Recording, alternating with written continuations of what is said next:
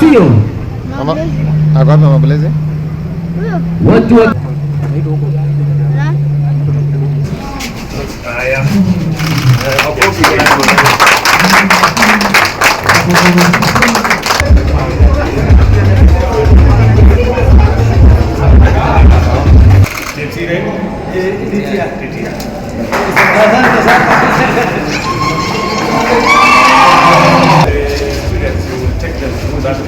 Yes, sir. So in the admission, did you make sure that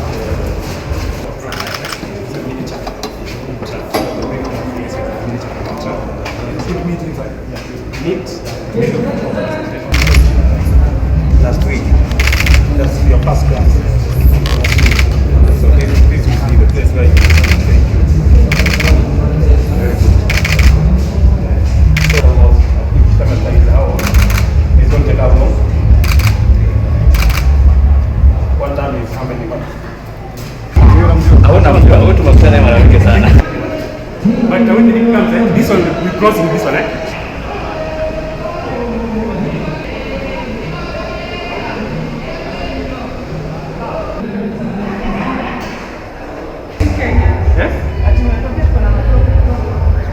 Kuna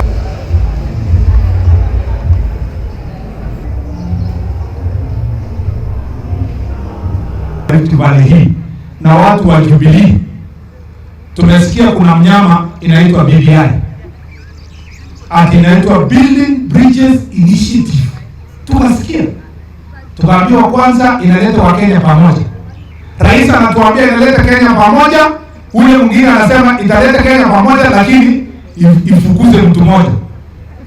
So kuendelea, sasa tunaambiwa BBI inakuja, na kama sio sasa ni sasa hivi. BBI inakuja ni tsunami, itafakia watu wengi. What a paradox! Unawezaje sema hii kitu ni ya kujenga daraja, lakini itakuja na karika na mafuriko itakuja kufakia watu wengine? That is a complete contradiction. And I want to say this: if BBI is a good thing, why are we being given lectures that this BBI will pass? It must be pushed by all means. We don't care who does not support. If we are trying to bring Kenya together, why is it being pushed on the throats of Kenyans? Why are we not having a conversation on the table so that we agree as citizens of Kenya that this thing is about building bridges and not planning political schemes against one individual? Kama hii kujenga daraja ya kuleta Wakenya ni pamoja, mimi naomba wale wenye wanazungusha hiyo maneno wasitupatie shtuma na masharti na ultimatums ya kusema tutabebwa na maji tusipokufanya hivi. Tuketi meza pamoja, tukubaliane ya kwamba Kenya inataka kuenda upande huu. Anatuambia ati sisi tumesema BBI inakuja na katiba lazima ilazimishwe. Rais mwenyewe anasema BBI inakuja lakini sio ya katiba. If we really want building bridges, if we really building bridges, wacha huyo mtu wa kitendawili aende apate kwanza maoni kamili kutoka rais.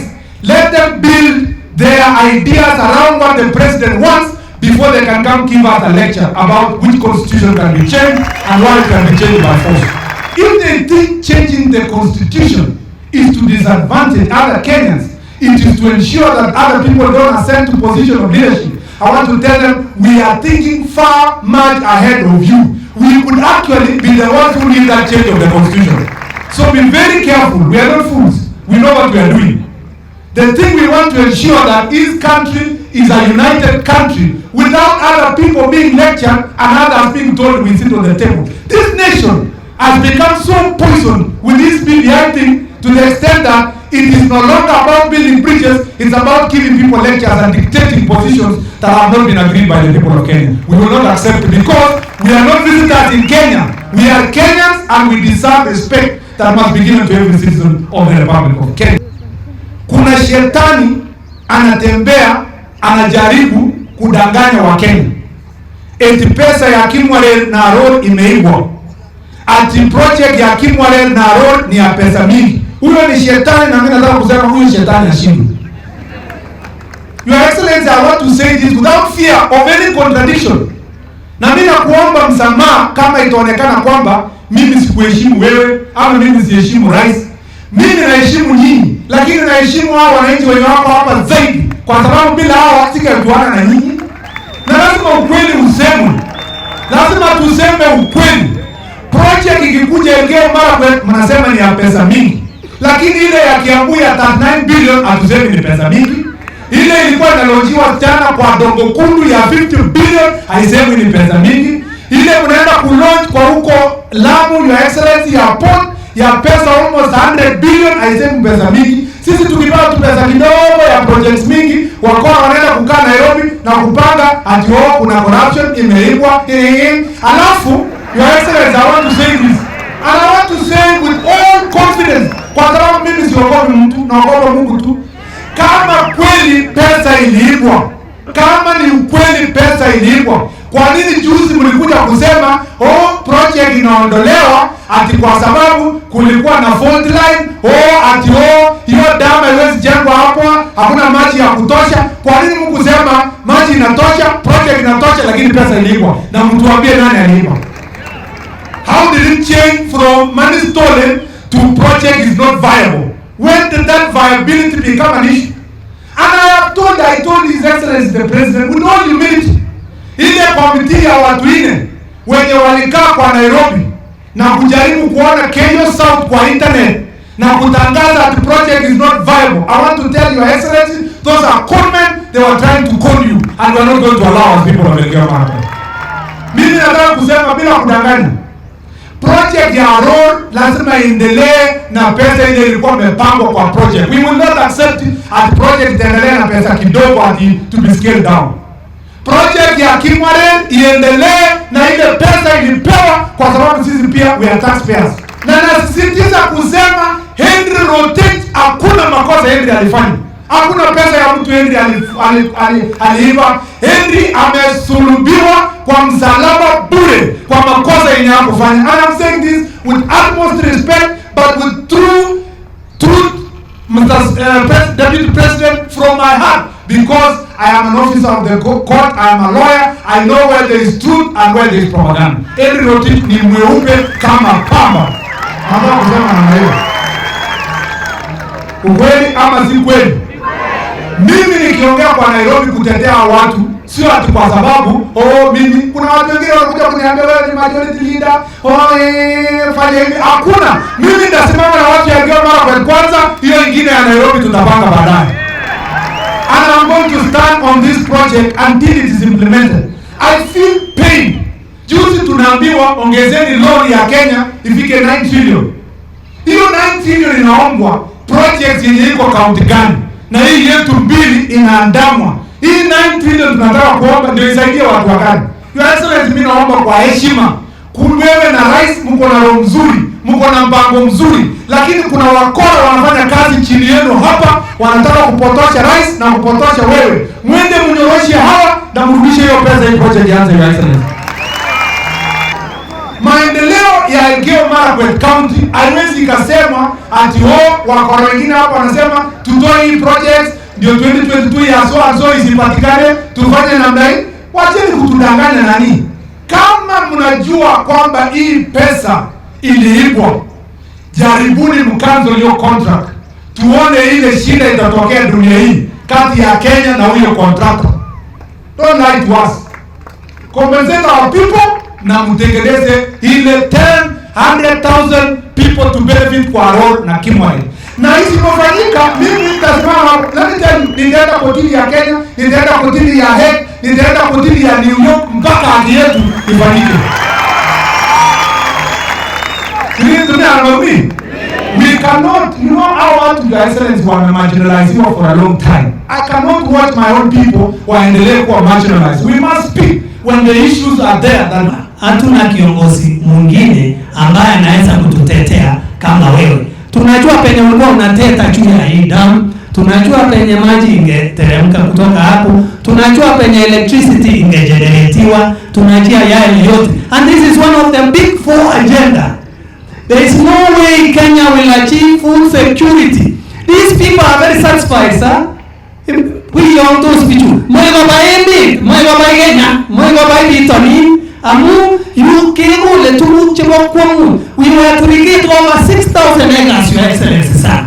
We request you, let that project take off. Nebo mwisho unawaona hapa wanakupenda. Hawa hawana tashwishi. Mmoja ni deputy president. 2022 ko sere? Sere sa employment kila na wakati, lakini kwenye tuko wakati huu tungependa kuhamasisha vijana wetu ya kwamba the next frontier ya employment ni sisi wenyewe kutegemea our skills, kufanya nini, kupata pesa na kujiajiri, na ukifanya namna hiyo pia ulete benefit kwa watu wengine. So let us put more emphasis kwa masuala ya technical institutions ili tuweze kupata skills na tuweze kujitegemea. Mimi nataka niwaambie polytechnic ni mahali watoto wetu wanaenda wanapata skills. Matajiri duniani kama Bill Gates hawakufika university, lakini waliweza kwenda institutes kama hizi na waliweza kutengeneza kompyuta na wakafanya mambo mengi sana. So msione institutes kama ni ya watu wameanguka mchani. Na sisi pia kama nchi hatuwezi kuwa industrialized kama hatuna watu ambao wako na hiyo akili ama those skills kuweza kupeleka nchi mbele. Nataka niseme Your Excellency, serikali ya Jubilee kuanzisha technical training institutes imefanya vizuri, sababu we cannot talk about industrialization when we don't have the expertise. Ninawaambia watu walio mara kwa hiyo kitu inaitwa BBI, mimi tunasemanga inaitwa beba baba Ikulu. Wala ambaye mtaumia roho umia, lakini hiyo ndio maana yake. Hakuna kitu inatuambia kizuri sana, ni kitu ya kuangamiza, lakini hatuwezi angamizwa. Si tukimwale na roho. Nakumbuka ile siku kingia wanyalega kimwale kebwa endore. Kebwa nganga ndo tumunye ngala. Kebwa ngela siasa. Kama unakumbuka nilimwambia wewe mtukufu rais huyo kwamba kama ni siasa ya kutaka kumwangamiza deputy, tukutane bandarini. Mlisikia ama mkusikia? Na kama mlisikia ilikuja ikatimia, haikutimia. Kwamba ni siasa, si kwa sababu kuna pesa zilibiwa. Shida ni kwamba mitini kicheo takenge nguli bebe takiba kicheo mimi hapa kitu kesu. Kesu serikali akasema kanyaga hii watu tuko huko tulisikia. Walisema kwa nini ndio mara kwa kaunti kidogo na imepewa project mbili. Sisi tukakuja kusema bana siasa toa kwa maendeleo, maana sisi tunatoa pesa ya ushuru. Wakasema hawa ni watu haya. Ndio hii kuna mambo mengine itakuja hivi karibuni nitawaambia. Hiyo walikanyaga wakitaka kulaumu nani? Deputy waseme yeye hajafanya kazi ya huko. Sasa hizi kuna ingine inakuja tena walisema kanyagia. Mimi nikamwambia PS husika, sitasema ni nani kwa sasa. Tukiwa kwa kamati yetu kule bungeni nikamwambia PS husika, hiyo kitu isipotengenezwa Elgeyo Marakwet. Mimi ningali nina uwezo wa watu wa Elgeyo Marakwet, tutaenda nyumbani mimi kabla ya 20 miaka wa 2022. Atakuwa yeye ameenda huyo PS na mtamjua karibuni. Lakini mimi nitakuwa na nyinyi, tuna upendo na nyinyi. Na yale rais alisema juzi kwamba BBI italetwa kwa wananchi, ndio nimesema jana kwamba wananchi ikiletwa kwa wananchi kutakuwa na mazungumzo ya wananchi wa Kenya, na sisi tuko tayari kuwasikiza wananchi wote, wadogo kwa wakubwa, kutoka kila pembe ya Kenya, kwa sababu sisi ni nchi ya demokrasia na tunataka uwiano na umoja na kujenga daraja ya upande hii na pande ile, tuhakikishe kwamba Kenya yetu inapiga hatua ya kwenda mbele. Kuna watu ambao hawataki hiyo ifanyike kwa sababu wako na tunjama kidogo kidogo huko ndani, wanafikiri ya kwamba wanaweza kudanganya Wakenya tena. Mimi nataka niwaambie wajinga waliisha Kenya. Kila mtu anajua mahali tunaenda. Hatutaki tena siasa ya ugomvi na chuki na kugawanyana na mambo ya ukabila. Hiyo lazima tukomeshe, kwa sababu kila Mkenya aliye Kenya hii, hakuna mtu ambaye amealikwa na mwingine. Sisi wote tuko hapa kwa sababu ni mapenzi ya Mungu tuwe katika taifa letu la Kenya, na ni jukumu letu kama viongozi kuhakikisha ya kwamba mbali na vyama mbali na wale walio serikali na upinzani, sisi wote tunashirikiana kuwaunganisha Wakenya na kuhakikisha kwamba tunatekeleza miradi ya maendeleo, kwa sababu hiyo ndio itabadilisha maisha ya wananchi wa taifa letu la Kenya. As we work on building bridges for the unity of our nation so that we can eliminate hate, division and tribalism, those who want to take us there, they will fail miserably, because we have learned many lessons and we are wiser.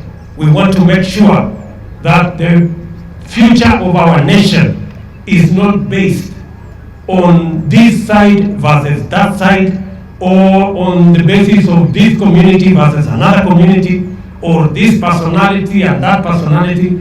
It is based on ideas and issues that bring Kenyans together and that make us progress, so that we can improve the quality of life, we can eliminate poverty, we can eliminate unemployment, and we can build a prosperous nation that we can all be proud of. That is our principle. Sasa mnatuambia mambo ya tsunami ya kusema nini? Tafadhali, let us talk about the unity of Kenya, not tsunamis, not all these other things that are side shows that create unnecessary enmity, ethnicity, division within the citizenry of the Republic of Kenya. We must move together as a nation, and that is where President Uhuru Kenyatta and I stand.